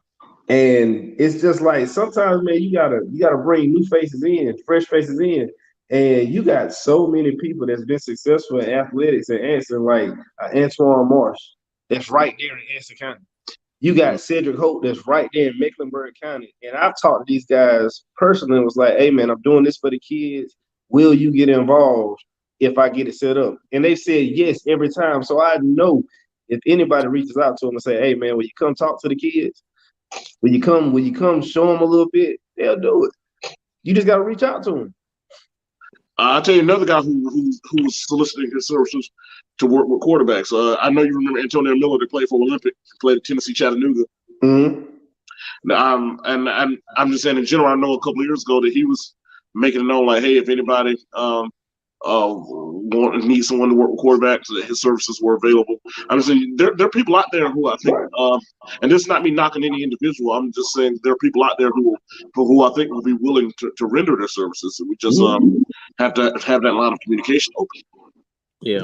And like I said, and one thing I do like about Ralph does try to acknowledge the history and try to acknowledge the guys of the past, is that we got to get everyone else on board with that as well, because sometimes our history is where we've seen some of our greatest success, and sometimes if you brought some of those people back within the circle, you could rally the base, because number one, just nostalgia alone. When people see those faces from yesteryear come back home to try to rebuild a program, I think that you could draw some faces. And here's another issue. And I talked about this last week. You got about of all the guys on that team right now, the last time we had a winning season with 19, but prior to 19, the last winning season we had prior to 19 was 2009. That was 13 years ago. That means the majority of those players were toddlers when that happened. That means they have zero memory of that. But you know the crazy thing, because the middle school still plays the Rockinghams and the Hamlets and the Scotlands. This junior and senior class, if I'm not mistaken, they went undefeated or they only lost one game in middle school. I think there's one game. Yeah. And I know because I follow my nephews, the twins, Zachariah and Jeremiah Griffin. Okay. Yeah.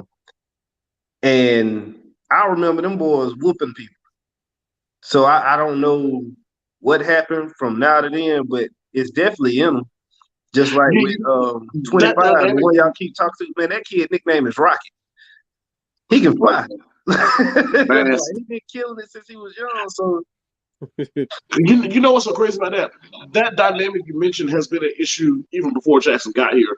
Like I remember even 10 years ago, I seen where the same group of guys would go undefeated at the middle school, and then a couple of years later, let's say 2012, 13, 14, and then going 4-7 every year in high school. Y'all got to excuse me if my phone go dead. I'm gonna try to find this chart. Inside of it die. It'll be just like last week, just the two of us. Rousey Texas his had died not too long ago. Well, the Ralph's phone died. Yeah, he said his phone died. Okay. Yeah. But, I was gonna say this is like this is an elimination match. the last man standing gets a shot at the world title at WrestleMania. The last man standing. I challenge Kenneth Crawford. Yeah, that's somebody else that can need to come back down and probably can speak to him. I mean, speaking of Kenneth Crawford, I'm gonna do it again. Where you at, Kenneth Crawford? Montez Ford, Street Profits. Now, I try to talk to them guys as much as I can, man, because like I said, with my nephews, I get a little bit more access. Mm-hmm. And the thing is, and this is just me. You remember when we went to that playoff game in Havelock? Yeah, man, 2013. Yeah, we talked. And down goes Anthony. We were talking to that guy, and that guy told us the way that the middle school and the high school work in the same cord. Yes, it was guy that we talked to. We left the concession stand. We were standing there. Yeah. He's like, we've been these guys go by the time they get here, they'll know they ain't got to be walked through nothing. And everything is pretty much basic. You just run it. Well, I think Jackson's now trying to do it. That's why he got Coach Turner down there now. Because Coach Turner is one of his coaches, and I think that's the purpose when he made that move, so that they can where they come. You got to give that time because I think this Coach Turner's first year with him. Yeah, and I think because he told us that on the show back in a few months ago that he got Coach Turner down there running his system. So once that kind of gels a little bit, it's just us now. Once that gels a little bit, we lost another one. The batteries died on them. Hey, just like hey, what D-Roll up to? Let's see. D-Roll? Oh, he might be. I think you better call D-Roll. Yeah, it's his first year, but like I said, when that guy explained how that they utilized from beginning to now, it makes a lot of sense getting them acclimated into learning the offense that they're going to probably most likely be in or something similar. That way, when they get there, it's not a big confusion. We've ran this before. Let's make this happen. You know what I'm saying? So that's I was like, that does make sense. Why that they have good coaches. I'm not gonna say they don't. Yeah. It starts from that level and up. When you get them ready to get to that level, it's like it's a cakewalk. Yeah. So I mean, time will tell. We got 2 days before the game. He said coordinating between middle school and high school from academic behavior aspects would be a better improvement. Transition between middle to high school, I think that will naturally help sports too. Yeah, absolutely. It would. It would definitely help sports. And them learning at that young age of development, getting them, ready for high school football. Yeah, speaking of Jared, one other thing I did forget to mention, I gave him grief saying he's assistant principal for Forest Hill, and he's a Raider alum. His late father did play for Anson, so he does have Bearcat in him too. So I do want to acknowledge that. So he roots for us except when we play Forest Hill and Richmond Senior. So any other time he roots for us. Bearcat, that's fair. That's fair. And a great guy and a great leader and molder of young people as well. A man that's passionate about his job, cares about his job, and cares about the impact he has on the youth. And one thing I like about him, he's a man who stands by his opinions. He's a man who stands by his social opinions. He is a man who doesn't shy away. He doesn't shy away from not being liked or what someone may think of what he thinks. He's his own man. He has his own voice, and he's not afraid to use it. So I have a lot of respect for Gatewood. I talk to him, but it's all love. I actually have an immense amount of respect for him. Actually, the guys like him and Anthony Harris are the type guys that you really would like to have to be added to Anson County's administration. Like those guys like them would make great principals. There would be faces that a lot of those young men can see and say, hey, this face looks like mine, and then they can give them something to aspire to be. Jackson does a great job at molding young men as well, and I think guys like Jackson, guys like Anthony Harris, guys like Jared Gatewood, we need more men like them to help mold our young men, especially, and I'm not trying to be funny, but especially young men who look like us. because there's so many other distractions to lead young men who look like us. When I say young men look like us, I'm talking about Black African American men to lead them astray. So when you have guys like Ralph Jackson, when you have guys like Jared Gatewood, when you have guys like Anthony Harris, when you have men like the late great Richard L. Spencer, and I'm not talking about Richard Spencer that you see on MSNBC. I'm talking about calling him Father Richard Spencer. When you have men like that who are a model of excellence, guys who show the mark of excellence, guys who show that, hey, you could aspire to be this, that there is an alternative route that you could aspire to be and still lead a successful and happy life. I think if more of our young men could have access and see men like the aforementioned men I just mentioned, I think not only would you have a better would your football program not improve, but furthermore, you'll continue to even see less of our young men even go astray, which is even more important than the results to happen on the field or the court or in the ring or whatever. Right. But like I said, man, I know that the coaches probably go the batters killed out on them, but I want to wish both those coaches good luck come Friday. Yeah, and Coach Harris, man, I hope 71st has a dominant performance this Friday. I wish you all the luck in the world. Coach Jackson, that's our guy, so I'm going to always root for our guy. Oh yeah, and I'm going to be up there. I'm going to be in Pilot Mountain, North Carolina, at East Surrey High School this Friday. The only way I'm not there is if I'm incapacitated. So if I'm in my right mind and in my right physical ability, I will be there. There you go. We'll be in the building. And Jared Gatewood, I talk junk, but hey, Hey, you're a decent man, so hey, good luck for Hills too. Yeah, good luck to Forest Hills as well. But like I said, man, we finna close the show out, man. I appreciate both coaches for coming on.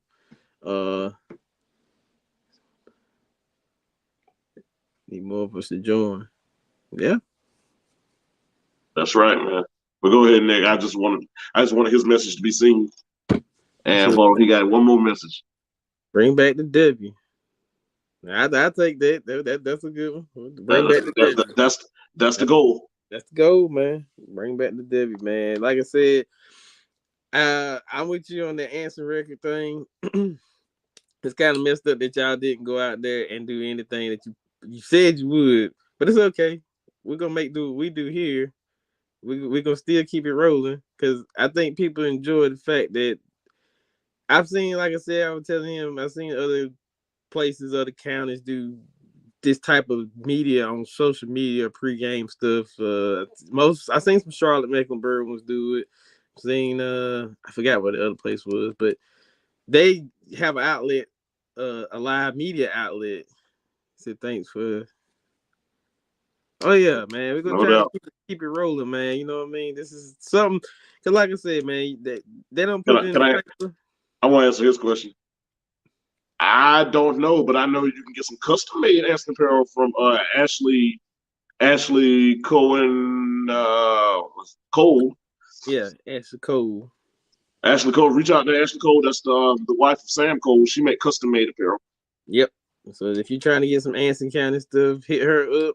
Yeah, on Facebook you can find her. Elizabeth Ashley is her name on Facebook. She's made some custom shirts for me, and I'm very satisfied with them.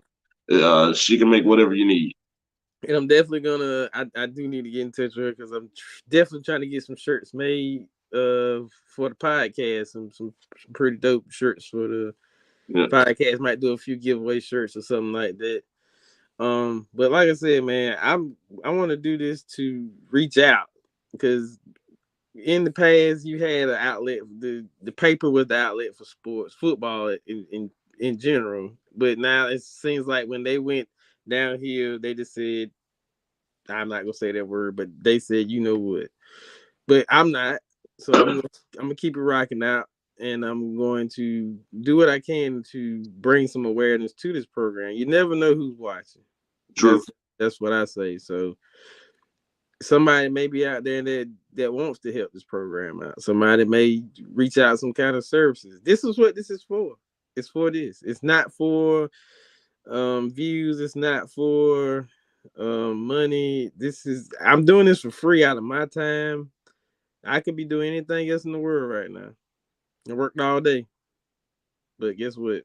I had enough time and energy to come and do this, to show this team some support, you know, as they should get some support from people of the community, not just when they're winning, also when they're having those struggles. You should also support this team. No matter what they go through, you should always put that front foot forward, you know, give them a chance, because at the end of the day they're humans.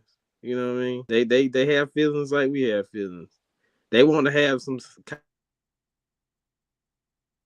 Well, dang on the Nick is going to. Like out. Yeah, my head. Okay, there I go. But yeah, they want to have some type of moral support as well. So definitely give them that courtesy. You know, we're gonna try to keep doing this for them, no matter what happens or what goes on.